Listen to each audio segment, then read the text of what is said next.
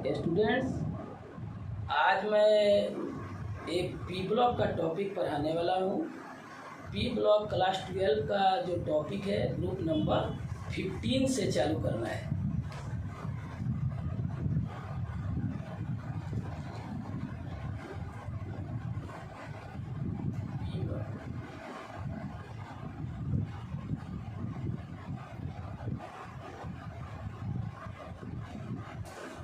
P block में हम लोग को टोटल ग्रुप्स 13 से लेकर 18 तक होता है। 13 ग्रुप और 14 ग्रुप जो है वह 11th के सिलेबस में है। 15 से लेकर 18 तक का ग्रुप हमारे 12 के सिलेबस में है। इस नए टॉपिक के साथ आज पी ब्लॉक का सीरीज स्टार्ट कर रहा हूँ। ध्यान से देखिएगा, ग्रुप नंबर 15 आज हम लोग स्टार्ट कर रहे हैं। ग्रुप 15 को रोमन डिजिट में 5th ए भी बोला जाता है। इसी को अरबी संख्या में ग्रुप नंबर 15 बोलते हैं, जो नए ज़माने में अरबी संख्या में ग्रुप डिजाइनेट है। तो ग्रुप नंबर 15 में सबसे पहले जो एलिमेंट्स होते हैं उनको देखते हैं, कौन कौन से एलिमेंट्स आते हैं। नाइट्रोजन, फास्फोरस, आर्सेनिक, एंटीमनी और बिस्मथ। इतने एलिमेंट्स हमारे पास। और एक और एलिमेंट जो 7th पीरियड का हम लोग को कोई रिक्वायरमेंट नहीं होता है, उसका एटॉमिक नंबर जो होगा वो 115 होता है और उसके ऑफिशियल नेम की कोई रिक्वायरमेंट नहीं होती। हम लोग IUPAC सिंबल का इस्तेमाल कर सकते हैं। 115 का मतलब होता है ऑन पेंटियम। तो क्या हो जाएगा इसका सिंबल UUP। तो अननेसेसरली 7th पीरियड पर ध्यान न दें, हमको 2nd पीरियड से लेकर 6th पीरियड तक के एलिमेंट्स के बारे में समझना है। और यह जो है यहाँ पर नाइट्रोजन और फास्फोरस जो होते हैं उसको हम लोग नॉन मेटल्स के कैटेगरी में रखते हैं। नाइट्रोजन फास्फोरस क्या है? नॉन मेटल्स हैं। और यहाँ आर्सेनिक, एंटीमनी जो होगा वह मेटलॉइड्स या सेमी मेटल्स है।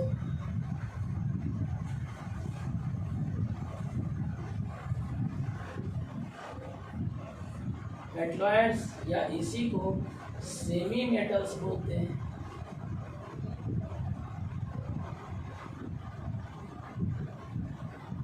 बिस्मथ जो है वह मेटल है। बिस्मथ क्या है? मेटल है। ये ऑन पेंटियम के नाम से जाना जाता है। लास्ट एलिमेंट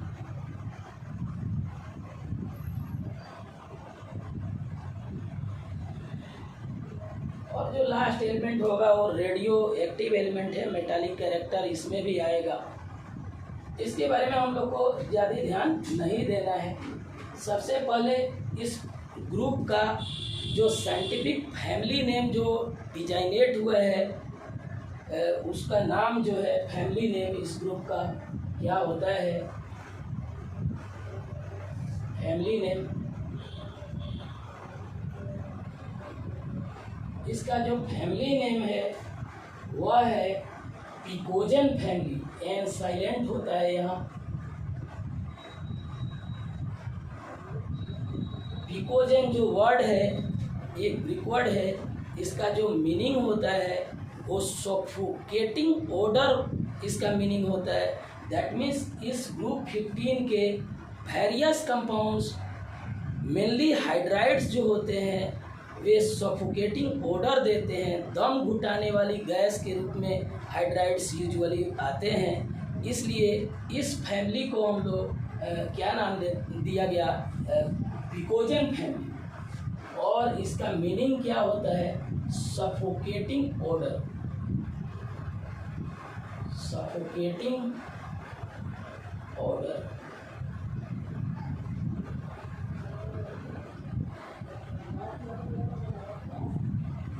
दैट मीन्स दम घुटाने वाली जो कंपाउंड होते हैं उसके चलते इसका फैमिली नेम पिकोजेन फैमिली रखा गया। अब हम लोग थोड़ा देखते हैं कि जनरल फार्मूला क्या होगा इस फैमिली का। जो इलेक्ट्रॉनिक कॉन्फ़िगरेशन का जो जनरल फार्मूला होता है, ईसी जो होगा इलेक्ट्रॉनिक कॉन्फ़िगरेशन, वह क्या आएगा, इलेक्ट्रॉनिक कॉन्फ़िगरेशन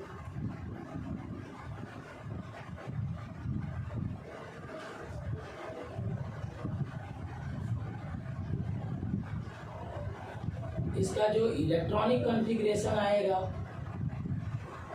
वह NH2 NP3 होता है। आउटर सेल N क्या है, ये नंबर ऑफ सेल्स है, दैट मीन्स इसको आउटर सेल बोल सकते हैं। N क्या है यहाँ, नंबर ऑफ सेल्स।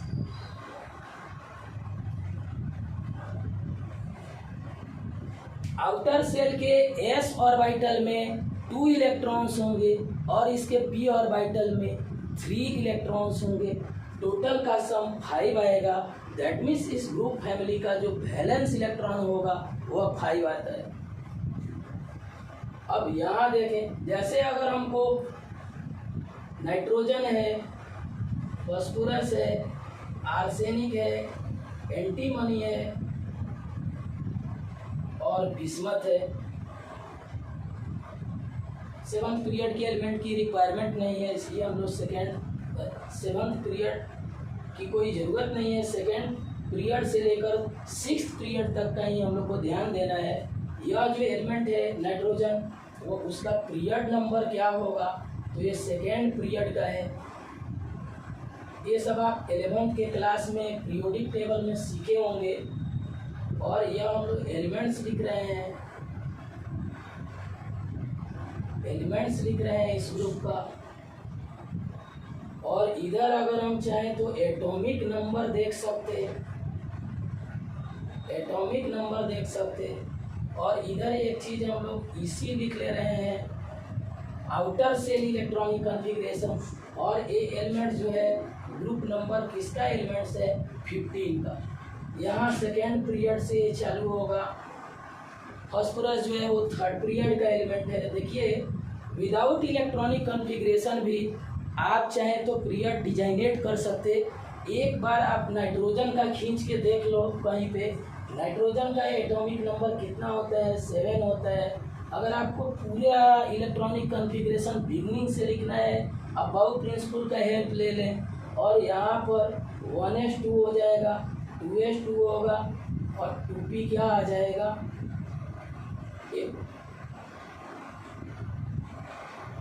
3 हो जाएगा।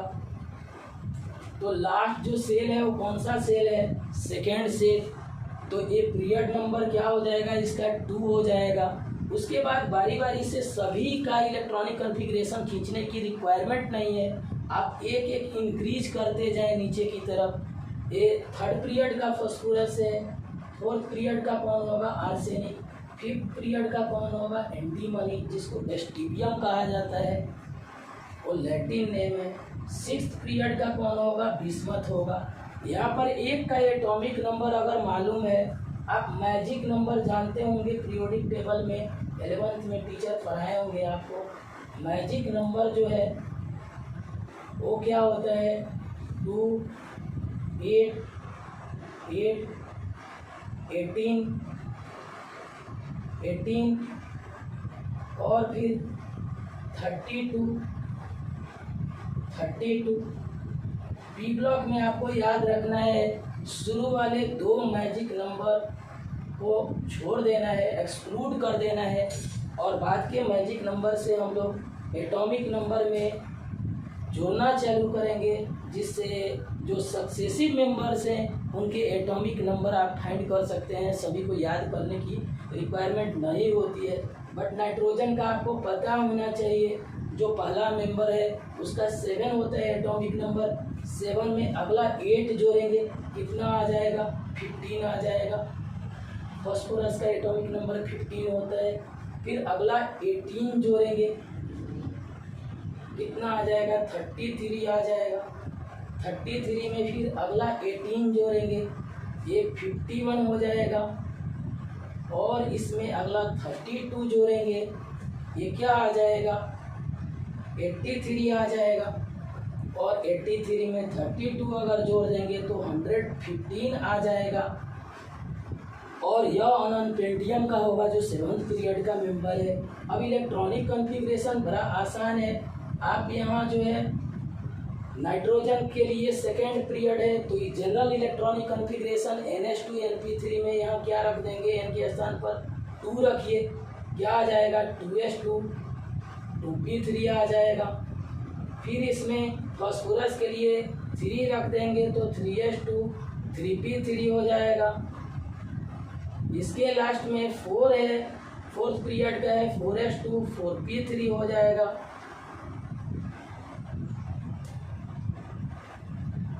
यहाँ पर 5s2 5p3 हो जाएगा, और इसका क्या आ जाएगा 6s2 6p3। चूँकि पूरे इलेक्ट्रॉनिक कॉन्फ़िगरेशन की हर जगह रिक्वायरमेंट नहीं है। अब जब 4th पीरियड आएगा 4s2 4p तो उसके बीच में 3d आएगा। अगर जहाँ 5th पीरियड की बात होगी तो वहाँ 4f आ सकता, 6th पीरियड में वहाँ 5f आ सकता, और 5f आ सकता, 4d आ सकता। बट उसकी रिक्वायरमेंट हम लोग कंप्लीट इलेक्ट्रॉनिक कॉन्फ़िगरेशन नहीं लिखना है, हम लोग को आउटर सेल इलेक्ट्रॉनिक कॉन्फ़िगरेशन लिखना है। इसलिए अंदर में जो डी आ रहे हैं या एफ आ रहे हैं उसको हम यहाँ मेंशन नहीं कर रहे हैं। तो आपको ये ध्यान रखना होगा इलेक्ट्रॉनिक कॉन्फ़िगरेशन कैसे हम लोग डायरेक्टली एक मैजिक नंबर के द्वारा हम लोग जोड़ के एटॉमिक नंबर को याद रख सकते हैं। अगर आपको ग्रुप सीक्वेंस वाइज याद है तो आप डायरेक्टली उसके इलेक्ट्रॉनिक कॉन्फ़िगरेशन लास्ट वाला खींच लेंगे। चूँकि हमारे केमिकल प्रॉपर्टीज में मेनली लास्ट इलेक्ट्रॉनिक कॉन्फ़िगरेशन की रिक्वायरमेंट होती है। अब हम लोग NCERT के अकॉर्डिंग जो सिलेबस है उसमें एक एक बात इनऑर्गेनिक में अगर कोई NCERT का पढ़ रहा हो तो अप टू द लेवल व JEE लेवल तक, नीट JEE लेवल जो होंगे वो पूरे के पूरे NCERT होते हैं। कुछ क्वेश्चंस ही आउटसाइडेड होता है। इनऑर्गेनिक बिल्कुल NCERT का लाइन से अगर आपको समझ में आ रहा है तो कोई दिक्कत नहीं होगी। अभी मैं जो अगला टॉपिक है यहाँ पर साइज के बारे में बताने जा रहा हूँ।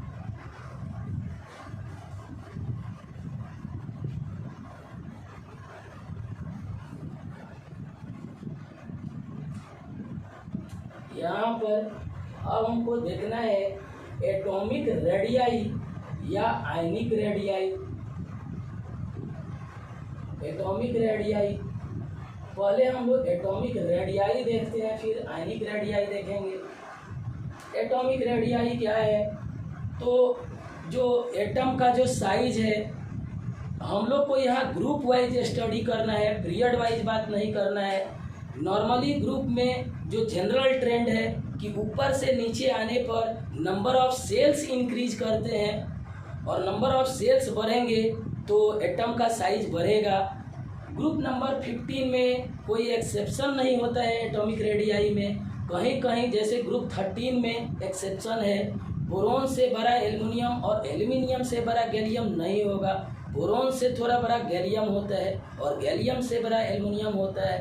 देन आफ्टर इंडियम और थैलियम लगातार बढ़ते जाएंगे, बट एक जगह गैलियम और एल्युमिनियम में इंटरचेंज होगा।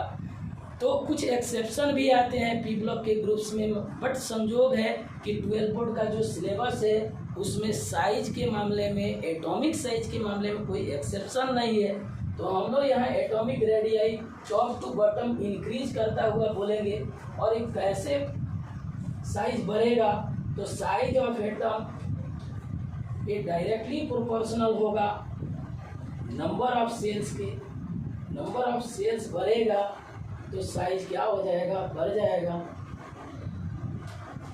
चूंकि सेल्स बढ़ने पर यहाँ पर न्यूक्लियस से इलेक्ट्रॉन, जो आउटर सेल के इलेक्ट्रॉन क्लाउड हैं वे काफ़ी दूर चले जाते हैं, और न्यूक्लियस से इलेक्ट्रॉन का अट्रैक्शन अगर घटेगा तो वह ऑर्बिटल एक्सपेंड करेगा। दैट मीन्स उस एटम का साइज क्या होगा? बढ़ेगा। यहाँ कोई एक्सेप्शन नहीं है। तो हम लोग साइज के रूप में अगर ऑर्डर लिखना है तो हम लोग डायरेक्ट लिख सकते हैं कि नाइट्रोजन से बड़ा फास्फोरस होगा, उससे बड़ा आर्सेनिक होगा, उससे बड़ा एंटीमनी और सबसे बड़ा बिस्मथ साइज में होगा।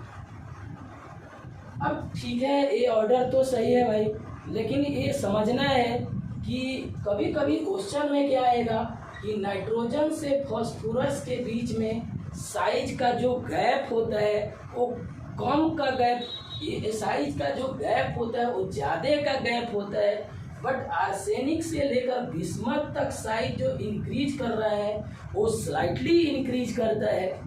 यहाँ साइज में लार्ज गैप होता है, large gap in size.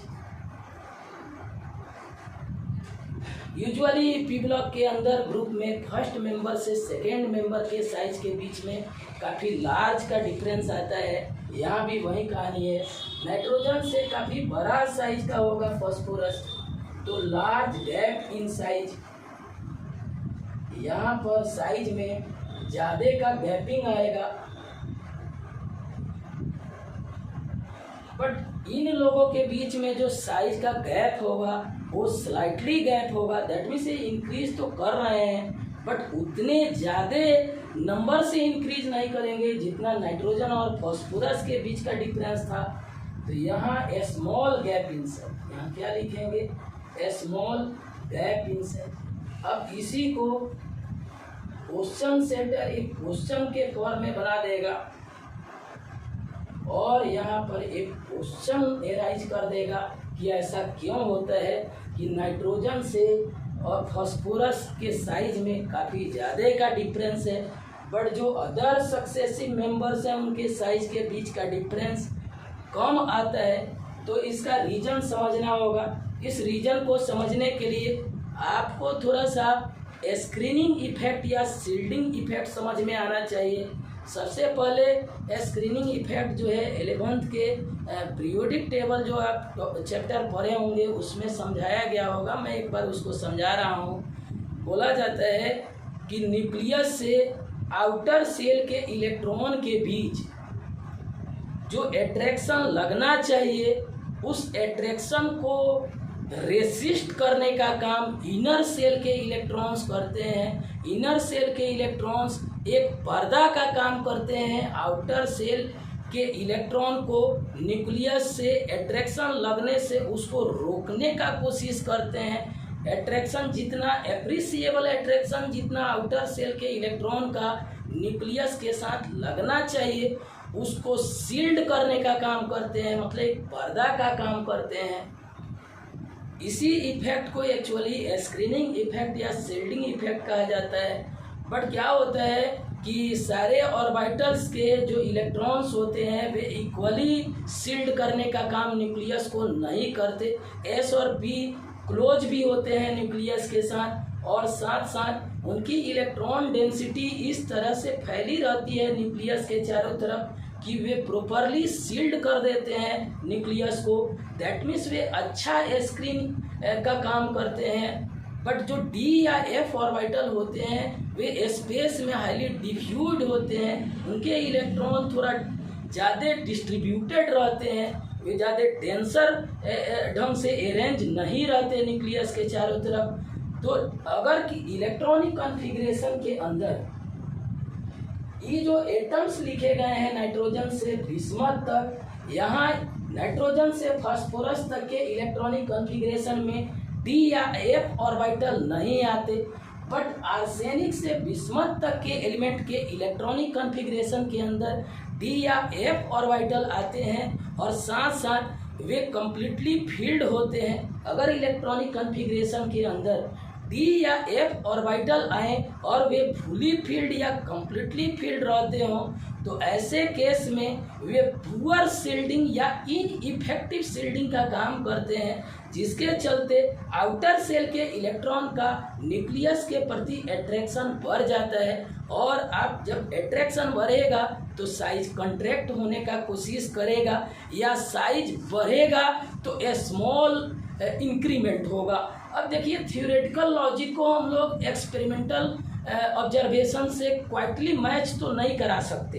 Experimental चीज़ देखा गया होगा कि यहाँ पर इंक्रीज हो रहा है आर्सेनिक से बिस्मथ तक, बट स्लाइटली इंक्रीज हो रहा है। कहीं कहीं किसी ग्रुप में ऑलमोस्टली आइडेंटिकल के बात हो, कहीं कहीं बिल्कुल थोड़ा सा से इंक्रीज करे या कहीं कहीं थोड़ा से डिक्रीज करे, जैसे डी ब्लॉक के केसेज में ग्रुप के अंदर ऐसा होता रहता है। तो वहाँ भी यही लॉजिक लगाया जाता है स्क्रीनिंग इफेक्ट या शील्डिंग इफेक्ट का।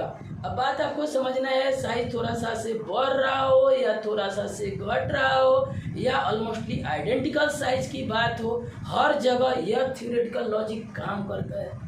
बट आपको एक्सपेरिमेंटल ऑब्जर्वेशन तो याद रहना चाहिए और तब फिर आप थियोरेटिकली लॉजिक के द्वारा उसको एक्सप्लेन कर सकते हैं। सबसे मेजर चीज़ है आपको यहाँ पर जो लॉजिक देना है वो ध्यान देना है कि नाइट्रोजन से फास्फोरस तक के इलेक्ट्रॉनिक कॉन्फ़िगरेशन में डी या एफ ऑर्बिटल आते ही नहीं है, तो कम्प्लीटली फील्ड या अनफील्ड होने की कोई बात नहीं है। बट आर्सेनिक से बिस्मथ तक के इलेक्ट्रॉनिक कॉन्फ़िगरेशन में डी या एफ ऑर्बिटल आते हैं जो कम्प्लीटली फील्ड होते हैं। जब वे कम्प्लीटली फील्ड होंगे तो आउटर सेल के जो इलेक्ट्रॉन्स हैं, दैट मीन्स जो आउटर सेल के एस या पी ऑर्बिटल के जो इलेक्ट्रॉन होंगे वे न्यूक्लियस के प्रति एट्रैक्शन ज़्यादा लगाएंगे या कम लगाएंगे, इसको थोड़ा दिमाग ला के सोच लीजिए। जब इफेक्टिव शील्डिंग नहीं होगा, मतलब पर्दा कमज़ोर पड़ेगा, तो आउटर सेल के इलेक्ट्रॉन न्यूक्लियस के साथ एट्रैक्शन ज़्यादा फील करेंगे और जब एट्रैक्शन बढ़ जाएगा तो साइज जो इंक्रीज हो रहा है तो स्लाइटली इंक्रीज होगा। आप ध्यान देना, दो फैक्टर काम कर रहा है, इसलिए स्लाइटली इंक्रीज बोल रहे हैं। और कभी कभी हम बोल रहे हैं कि कहीं कहीं डिक्रीज होने का भी यही कारण बोला जाता है, कहीं कहीं बराबर ऑलमोस्टली आइडेंटिकल होने का भी यही कारण बोला जाता है। तो आप कन्फ्यूजन में नहीं आए, आपके दिमाग में ये चलना चाहिए कि दो फैक्टर है। एक सेल के बढ़ने से साइज को बढ़ना चाहिए, दूसरा फैक्टर है स्क्रीनिंग इफेक्ट, जिसके चलते स्क्रीन अगर कम लगेगा तो एट्रैक्शन बढ़ेगा, दैट मीन्स वो साइज को घटाने का कोशिश कर रहा है। इनइफेक्टिव शील्डिंग जो है वो साइज को कंट्रैक्ट करने का कोशिश करेगा और सेल जो बढ़ रहा है उस साइज को बढ़ाने का कोशिश करेगा। और कौन सा इफेक्ट जो है डोमिनेंट होगा, प्रीडोमिनेट जो फैक्टर है वह नेट रिजल्ट को देने वाला होगा। दैट मीन्स सेल के बढ़ने के प्रभाव को इनइफेक्टिव शील्डिंग क्वाइटली कंपेंसेट नहीं कर पा रहा है, सेल का ही बढ़ने का इफेक्ट थोड़ा ज़्यादा है। बट स्क्रीनिंग इफेक्ट भी यहाँ पुअर शील्डिंग या पुअर स्क्रीनिंग इफेक्ट काम जरूर कर रहा है, इसलिए नेट रिजल्ट तो इंक्रीमेंट ही होगा बट स्लाइटली इंक्रीमेंट होगा। दैट मीन्स यहाँ जो लॉजिक है क्या है, तो मेन लॉजिक है poor shielding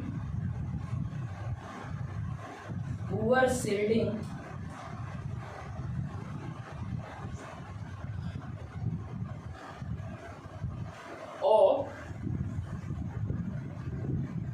completely filled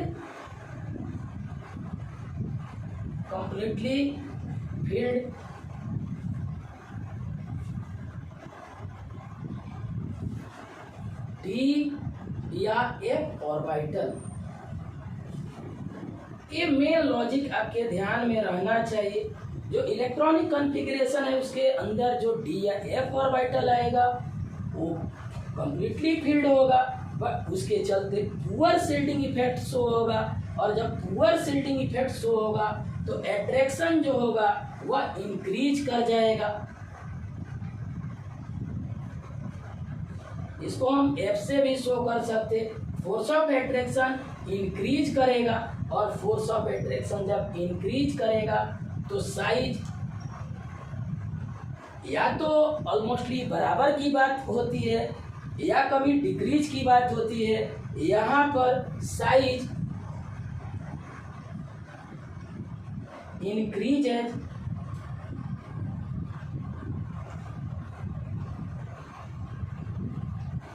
with small gap. यहाँ जो साइज इंक्रीज कर रहा है वो छोटा सा इंक्रीज कर रहा है, स्लाइटली इंक्रीज कर रहा है। अब ध्यान से देखें, अब हम लोग को देखना है आयनिक रेडियम। क्या देखना है हम लोग को?